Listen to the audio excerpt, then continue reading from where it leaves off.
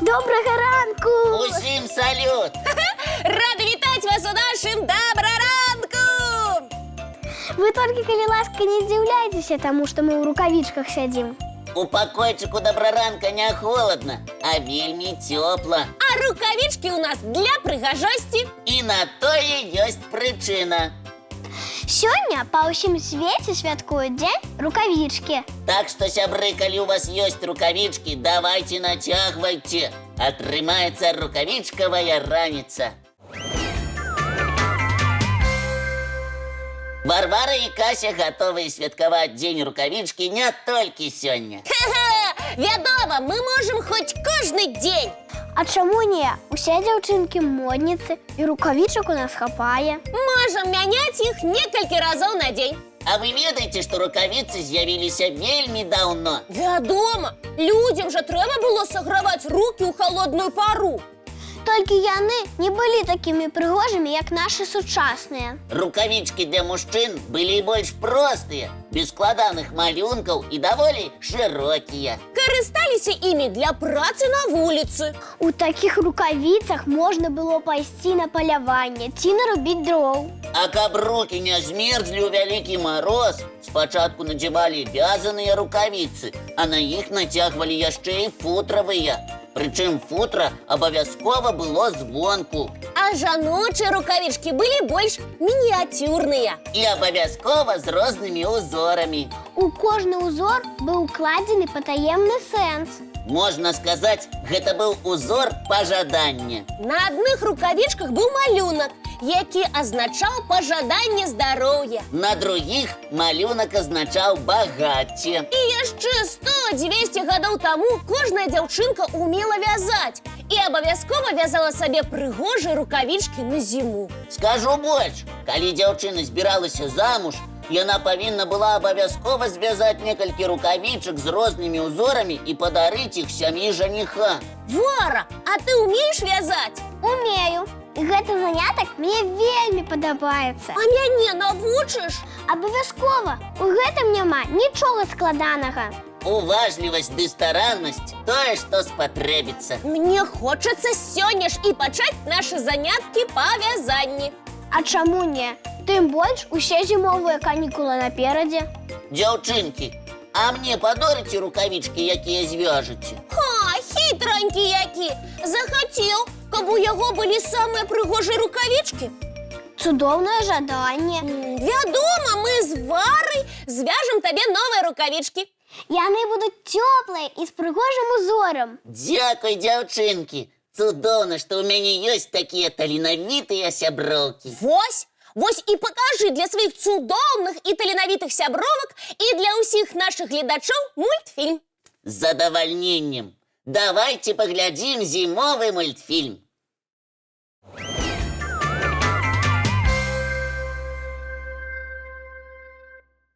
Дзяўчынкі, колькі снегавічкоў вы паспелі зляпіць з пачатку зімы? Я магу пахваліцца адным, але ён атрымаўся такі прыгожанькі, ды і прастаяў у нашым двары некалькі дзён.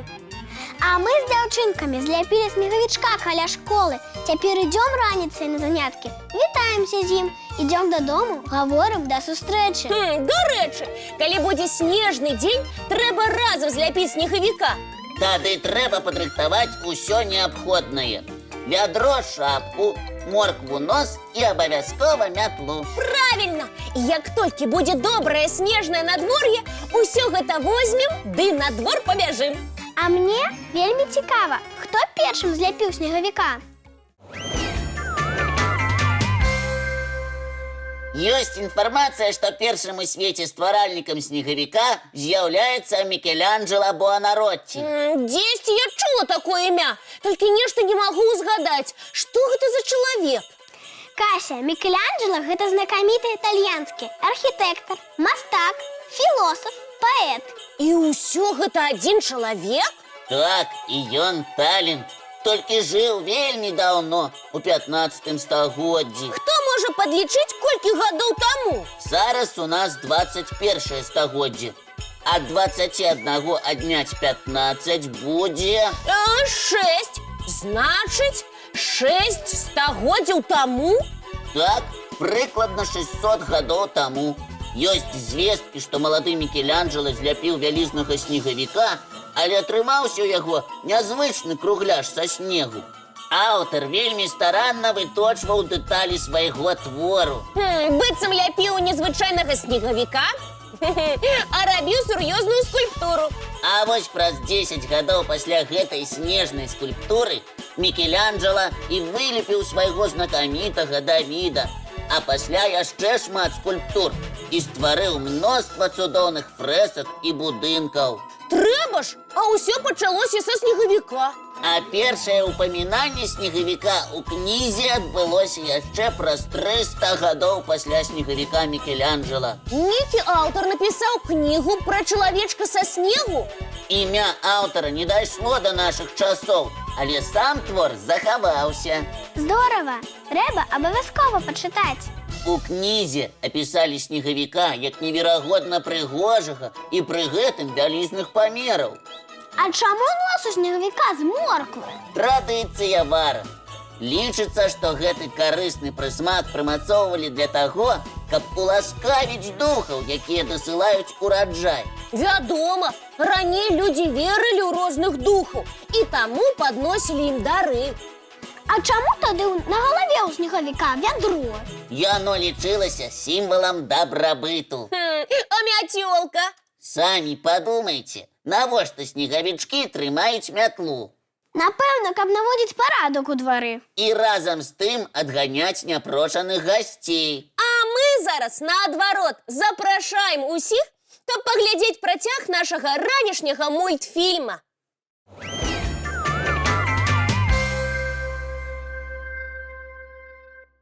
Як вы лічыце, дарослы тыгр можа паводзіць сябе, як маленькае кацяня? Што ты? Тыгры ж такія важныя, а калі яны паказваюць свае вострыя зубкі, нават страшныя.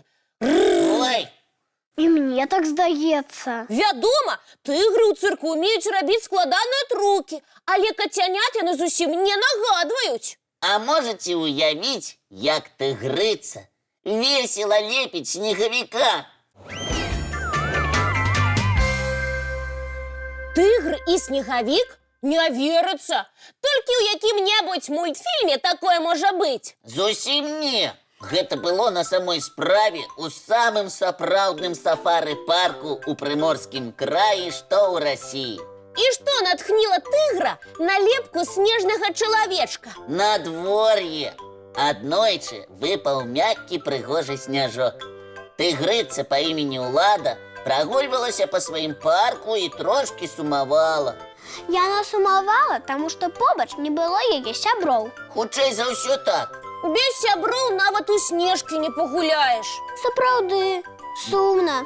Дык вось, тыгрыца Улада спачатку зляпіла невялікі камяк снегу, а потым пачала катаць яго яшчэ і яшчэ. І атрымаўся вялізны камяк, якраз для сапраўднага снегавіка. Якая цудоўная уладачка! Цікава, ці прыйшлі да яе сябры? І ці працягнулі яны снежную лепку разам? Будзем спадзявацца, што так і было. А зараз мы запрашаем усіх сяброў падзарадзіцца добрым настроем ад ранішняга мультфільма.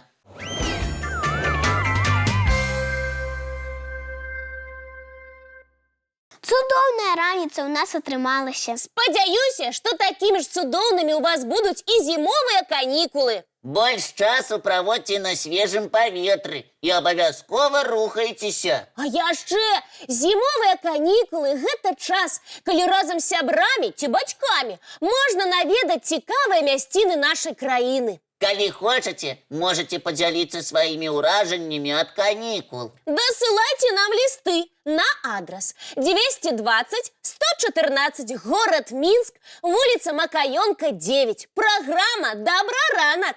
Ці скарыстайцеся электроннай поштай добраранак.tv@gmail.com. А зараз час развітвацца, але хутка мы сустрэнемся зноў. Як заўсёды зранку У нашым добраранку!